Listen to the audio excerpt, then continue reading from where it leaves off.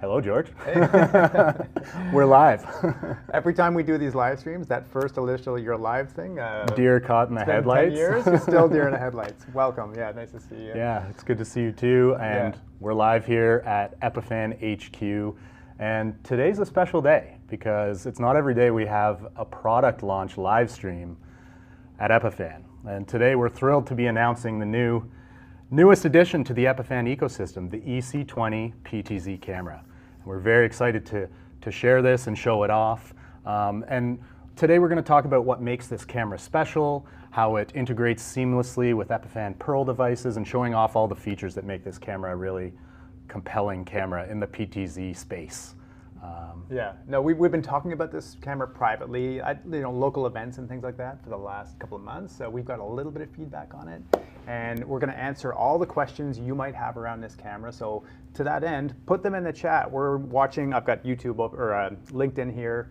I'm watching the comments. Dan's going to watch. I'm on YouTube. Yeah. I think we're on Facebook too. So put your comments in. Ask your questions. We'll show you everything about this camera, and we'll answer what seems to be the common question, which is why is Epiphan building a camera in the first place? That's coming up often, so we'll get to that. We're also going to give away one of these cameras. So maybe even this camera right here is actually most likely. So this beautiful tally light, all the things you see going on right here, everything you're going to see today, you're going to get a chance to win this. And the way you do that is you put your name, make a comment in the chat on any of the platforms they're streaming, LinkedIn, YouTube, Facebook. Put your name in there, say where you're from, just say hi, do something. Our colleague Marta is going to peruse all that chat. She's going to put everybody's name in a hat who makes a comment. Somebody's going to win a camera. We'll give that out in probably 10 or 15 minutes, however long it takes us to sit here and tell you about all the cool things around this camera. Amazing, exciting. And with that, I think everybody wants to know, okay, what is this camera all about? What are the features? So we have prepared a video that walks us through some of those features and demos some of the image as well. So why don't we go ahead and roll that now. Epiphan EC20 is a professional-grade PTZ camera that delivers cutting-edge technology with the simplicity Epiphan is known for. It integrates seamlessly into any environment and pairs natively with Epiphan Pearl devices for effortless setup and dependable performance right out of the box. With advanced imaging technology, EC20 captures every detail in stunning 4K at up to 60 frames per second. Its 20 times optical zoom ensures precise framing and exceptional clarity, bringing broadcast quality results to any production environment. AI-powered auto tracking keeps your subject perfectly framed, whether following a presenter or focusing on defined zones. Connectivity is versatile, with support for the latest streaming protocols and a PoE Plus port for easy installation with a single cable. An onboard LCD displays the camera's IP address for quick setup, while a customizable LED ring provides tally and visual feedback. From classrooms and government chambers to studios and houses of worship, EC20 delivers best-in-class camera performance to any space. Epiphan EC20. Professional performance simplified.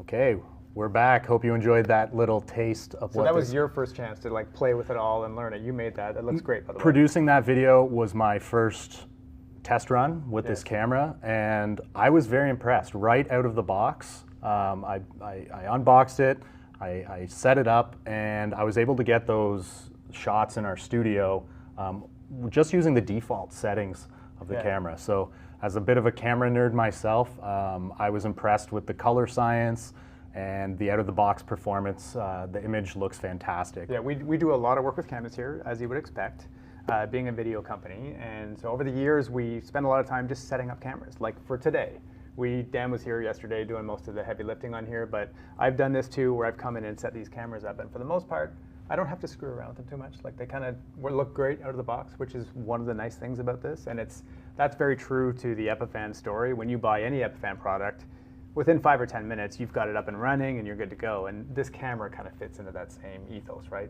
Yeah, that's just it. I mean, especially with a PTZ camera, you want something that is quick to deploy, right? Yes. And easy to deploy. So for me, having that LCD screen on the front with the IP address. That's a huge key feature, just to be able to, especially if you're doing multiple cameras, just to manage all of your devices on the network. I've used it here 3 times when I'm trying to, like, because I've got all the controls here on this laptop here, and I can just run over here and see the IP address here, so that little things like that do make it nice. I do see we have a few questions coming in on YouTube. Maybe we can just answer quickly a couple of these. Ian is asking, what's the sensor size? Good question. It's a 1.18 inch sensor on this camera. So nice sensor size, good color performance, good zoom performance, 20x zoom. Yeah, so we did a little comparison around that sensor size, and it looks to be like in the higher end of the sensor size. So there's other similar cameras with the smaller ones. It's not a cinema camera, so it doesn't have a full 1-inch sensor. But as you can see, this is being filmed on it right now, so this is a good sense of what it's actually going to look like. Yep. And I do see we have our friend Geekazine here. He's mentioning the NDI HX3. That's correct. Is there a chance of other NDI options? I don't believe so. This is HX. It's all HX. HX flavored NDI. Yeah. We do have the box here, so this is what it's going to look like. Big, beautiful box. But that's what's more interesting is what it comes with as well, which is the mounts. So anybody who's used a PTZ camera, you realize you have to mount this thing somewhere, usually in a more permanent setting, is what a lot of our customers do. So you have your ceiling mount option, and you have a wall mount. So that's included with every camera, so you don't have to worry about accessorizing it afterwards. Of course, it's got all the other stuff, the cables and remote control, so you know how to control it and do all that stuff. Yeah, no, nice that the mounts are included, because that's one thing that is just nice to have when you unbox your camera. You can get it get it placed immediately. Yeah. And then the PoE is something that I really, really like about this, that it's one cable and I can power this and control it over the network, which is very, very easy. Like if you look around here, normally a film shoot is just like chaos behind the scenes. It's actually kind of like neat and tidy. Pretty clean setup. Yeah, I mean, we are streaming using an EC20 here on our, everything you see today will be with EC20. We're using NDI here on our office network for all the sources. So it's single cable for everything that's happening here today. Yeah. We got a few other cameras, which we'll get into in a little bit. Yeah.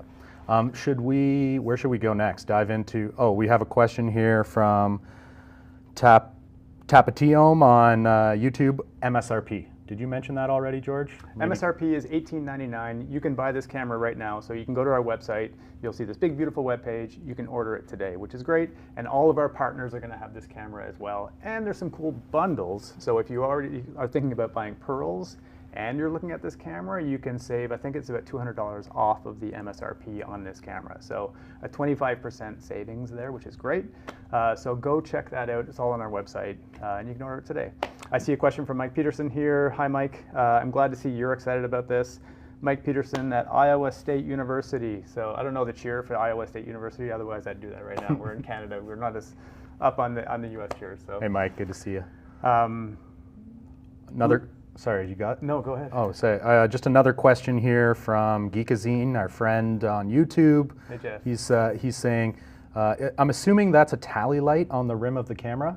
Yes. So this camera, we've now set this up to it kind of goes through this rainbow color. You can kind of set any color you want on it, but this is an entire tally light. In most cases, you probably set it to turn on to red when it's recording or green when it's recording. That's the age-old paradigm between red and green for recording.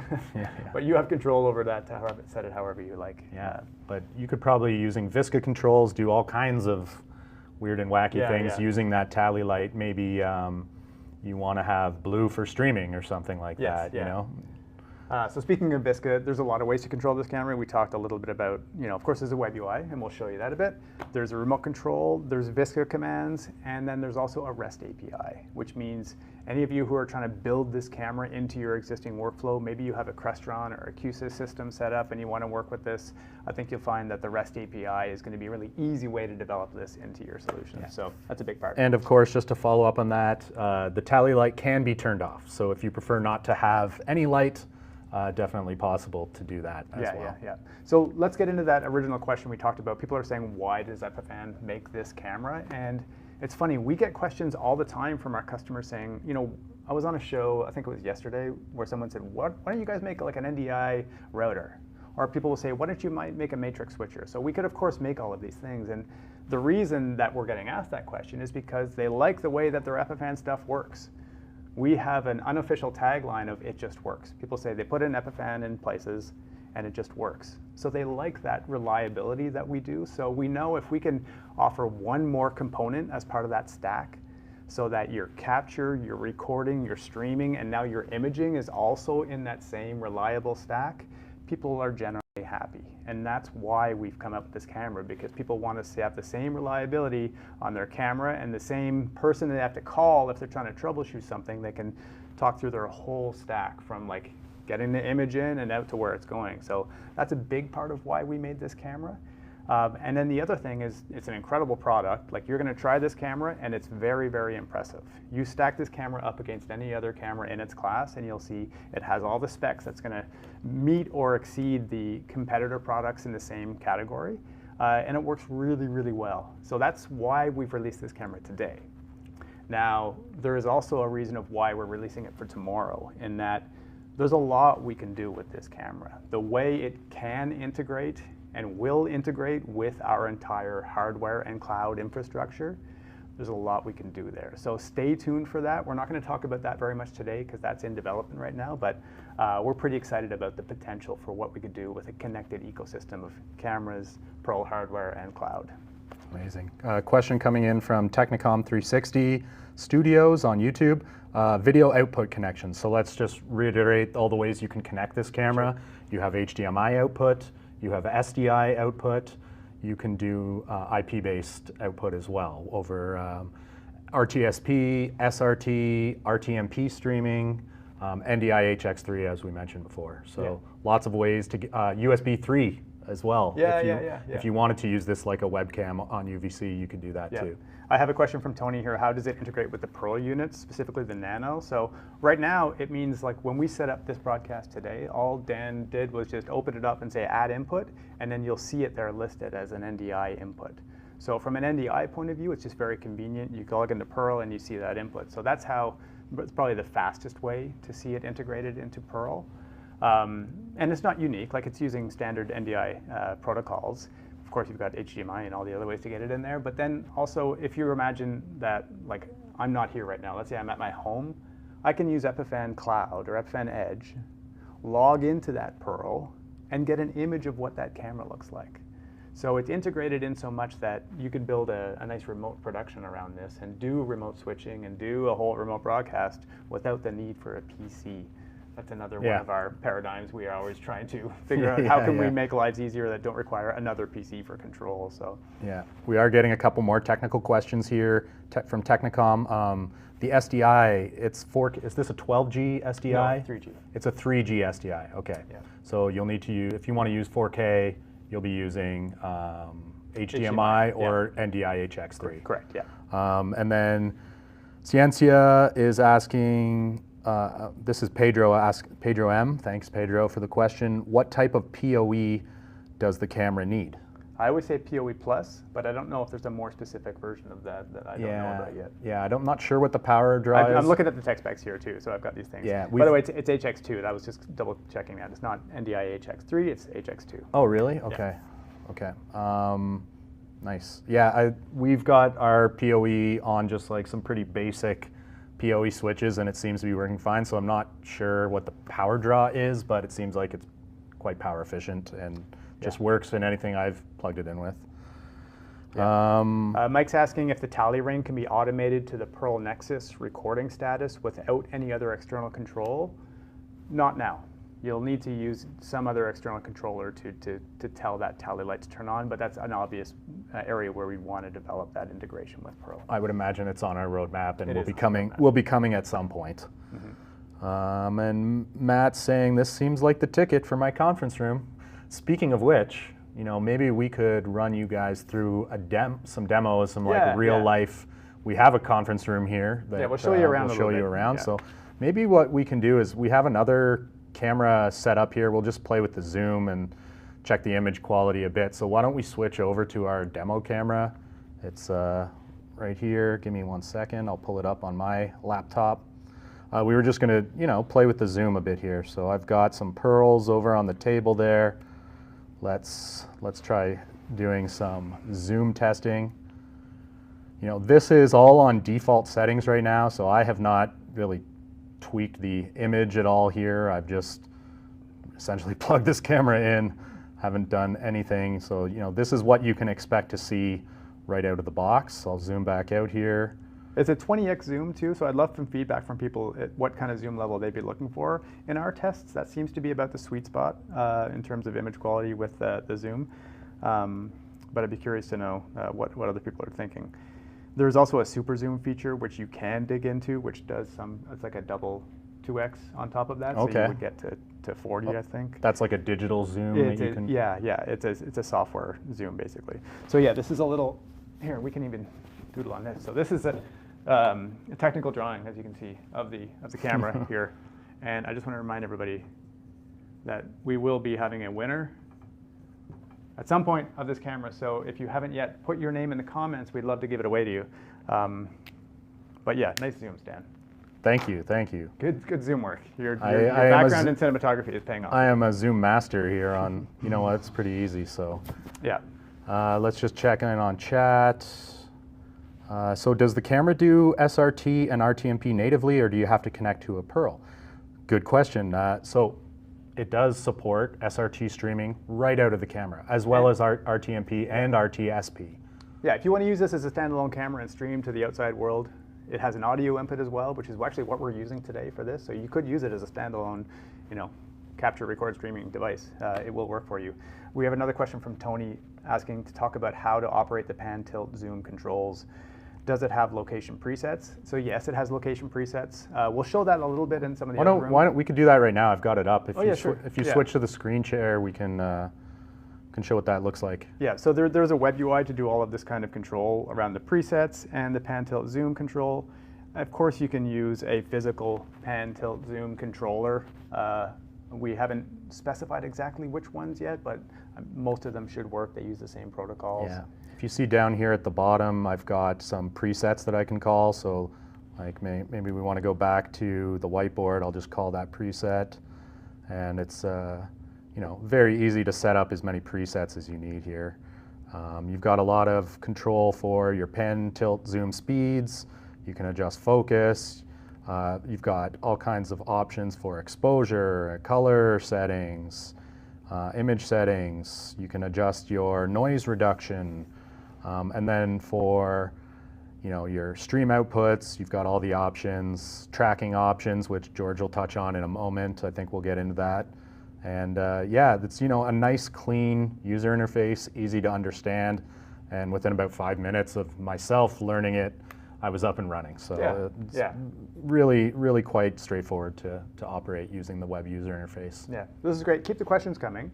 Well, yeah, you can switch back to the main camera here. And then why don't we do our little AI tracking demo. We'll move around a little bit. We're going to show you what that looks like. Okay. I'll take control here. I have this camera. So I'm also logged into this camera here on my computer. And Dan is going to be our... Why don't I go into our boardroom and I'll be our Dan is going to be the test subject, our CEO for the moment. And he's going to go give a speech to an audience in our, what we call this room humongous because, well, it's large. It's a big boardroom. And the way the tracking works, now I can see Dan here on my computer, which is great. And we see the camera following him around nicely. But there's a few settings we can adjust. And honestly, the tracking on this camera has blown us away in testing. Out of the box, like not screwing around with it too much, it tracks very, very well. And right now it's tracking Dan at full size, which means it tracks his, you know, head to toe expression. But I've just changed it to track his half body size. So you can decide whatever zoom level you want to track somebody at. If you zoom into a close-up setting, like which is what I'll do now, I'll just change it to zoom in for a close-up. You'll find the camera moves a lot, and it's very accurate and bang on all the time, but it might move too much for your liking. So my preference is to do a little bit zoom out on that, unless you have a fairly static subject, like someone standing at a podium. But let's zoom out here. We're going to go full size, and then we'll make it even more interesting. We're going to see how well this camera tracks just Dan. And, you know, Dan's a handsome guy. we know the camera's going to want to track Dan, but I'm going to try and steal this tracking from Dan. I'm going to run away. And it seems the camera knows bald guy versus not bald guy quite well. I'll hide behind you for a second here. We'll see what happens. In our testing, it's been very hard to steal the tracking. Even with a group of like 4 or 5 people we've been in here, it stays pretty locked on. There's a debug mode that I can turn on. I think I can. Yeah, I'll turn it on here for a second, and you'll even see the kind of way that this camera tracks, and you can tell that it really does fall in love with its subject. So that's presenter mode tracking. And we can also see when we leave the room, there's something cool. So Dan, come with me for a sec. Okay. We'll turn off that debug mode. We leave the room. And what you'll see is this camera is going to wait maybe 5 seconds, something like that. Once it realizes that it no longer has the love of its life, Dan Wallace, it will revert to pointing at a preset, which is the front of the room. Okay. And now Dan goes back in the room, it'll latch onto him. So that's presenter mode. There's a bunch of other settings I can get into, but that's a good start. Now, in addition to presenter mode, we have zone mode. So Dan's going to stand at the podium, and I've just enabled zone mode.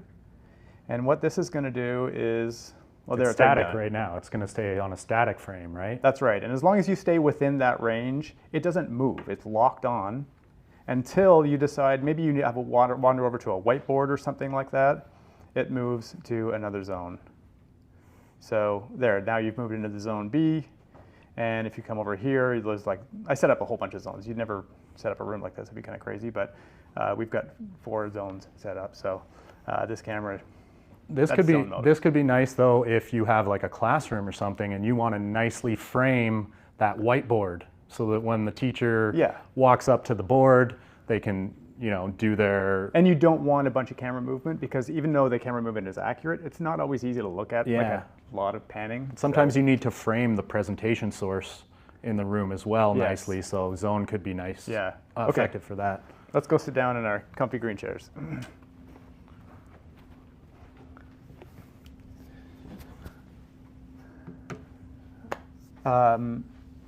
So get your name in that chat if you're watching this stream. We're going to look through questions now. I think that covers like most of the demo we wanted to show around this, but we got time. We'll hang out here. You got questions? Let's have it. Nice to see some comments here from Cindy Davis asking exactly about that. What happens if you walk around? I think we showed you that, Cindy. So we've got lots of people liking the tracking. That's great. Do you have any feedback on your side, Dan? I'm just checking chat here on YouTube. I do see we have some people entering the contest. We got Bill Husky, we've got Matt Pelly in there from Saskatchewan, Jake from Grand Forks. Awesome to have all you guys here. Let us know if you have any other questions here. Okay, looks like we have a question from Annabelle Vega. Oh, that was just deleted, never mind. Any thoughts on working with or on a BitFocus companion integration?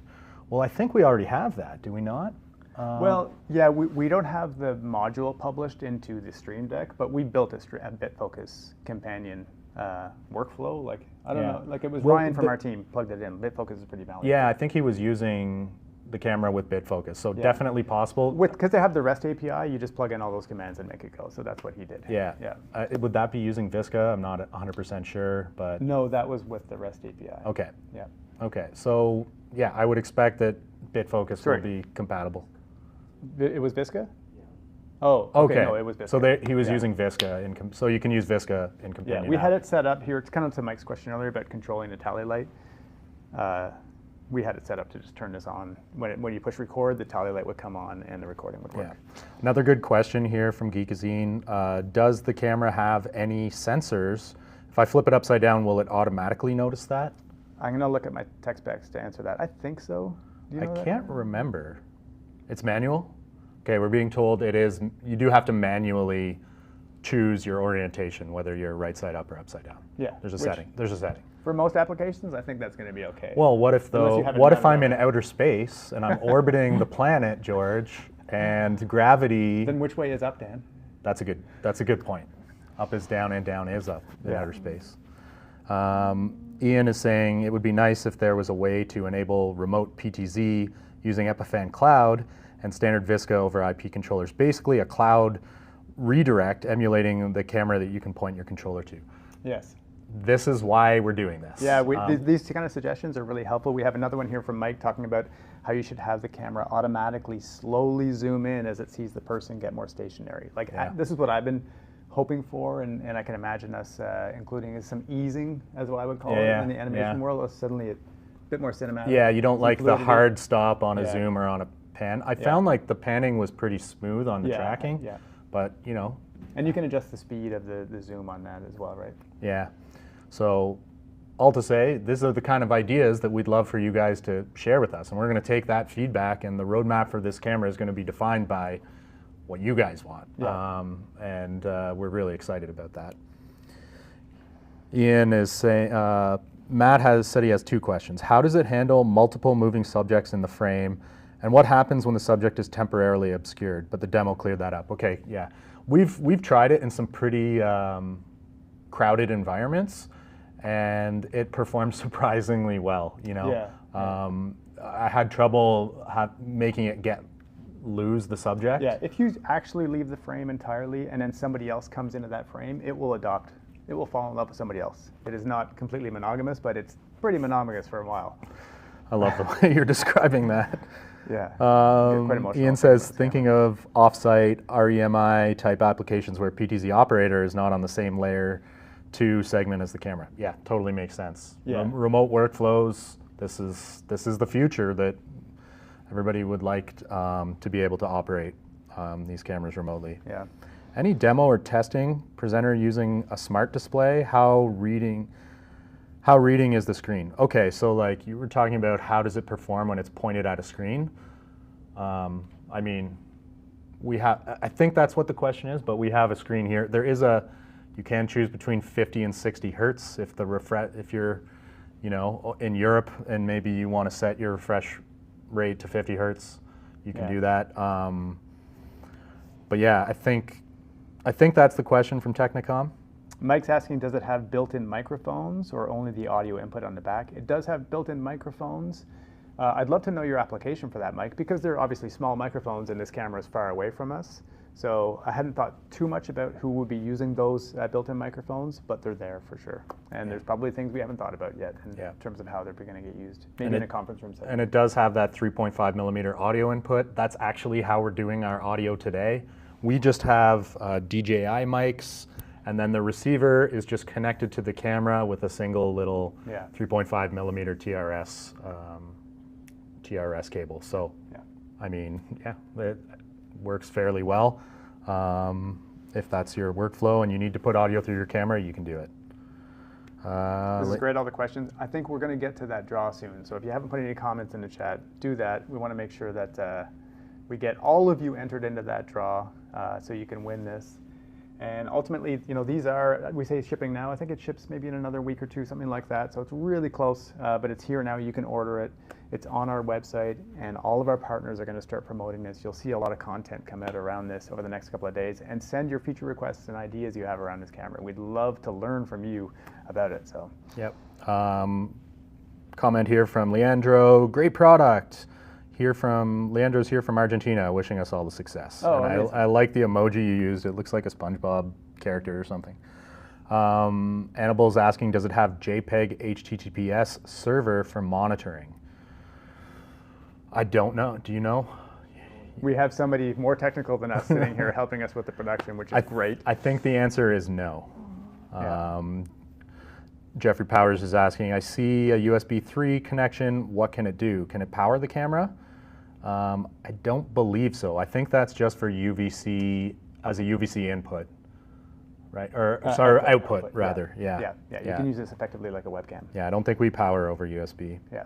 And he's also asking, you said the CMOS size, yes, 1.18 inch sensor, but what is the sensor? Is it Panasonic? Is it Sony? Yeah, it's a Sony. It's a Sony sensor. Yeah. Okay, well, I like that. I didn't know that.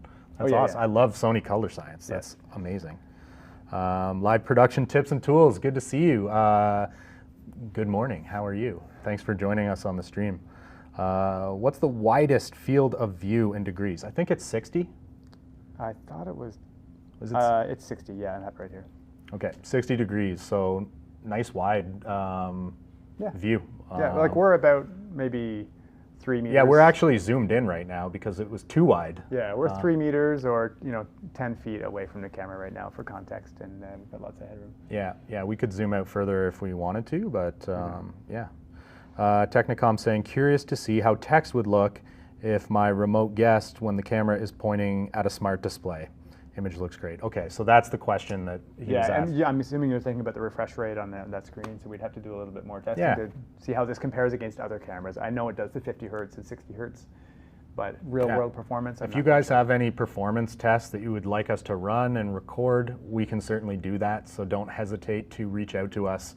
If there's something you want us to demo, we can make a little video for you or make a YouTube to show off anything you'd like to see in more detail. Yeah. Okay, should we see if Marta has drawn a winner? We need a drum roll is what we really need. Yeah. Someone was asking, please address if the camera will work with Edge just a little. Okay, so Mike Peterson was wondering, how does this interact with Edge? Currently this is pairing with Pearl. Okay, so it's not in Epiphan Edge yet, but I would expect that is coming in the future. For sure. It's on the roadmap, and looks like we do have a winner, randomly drawn winner. And do we do the drum roll? The winner? The winner of our EC20 PTZ camera is Mike Peterson. Mike. Congratulations. Congratulations, Mike. So this exact unit, we'll be packing it up and shipping it to you. So why don't you send us an email? I think we might have your contact information, but send us an email, info@epiphan.com, and we'll make sure that we get this shipped out to you. Great. I'll just check in on chat another time. Looks like I don't see any new questions coming in, so we could probably wrap this up. That's great. Thank you so much for watching. This has been fun. Ask us your questions. We're going to do a lot more content over the next couple of weeks, so we'll come back here and we'll do this again. We'll sit in front of the camera and we'll let you play with it, and we'll do all this live stuff. So, okay, thanks for joining us, and we'll see you next time. Yeah, take care. Bye.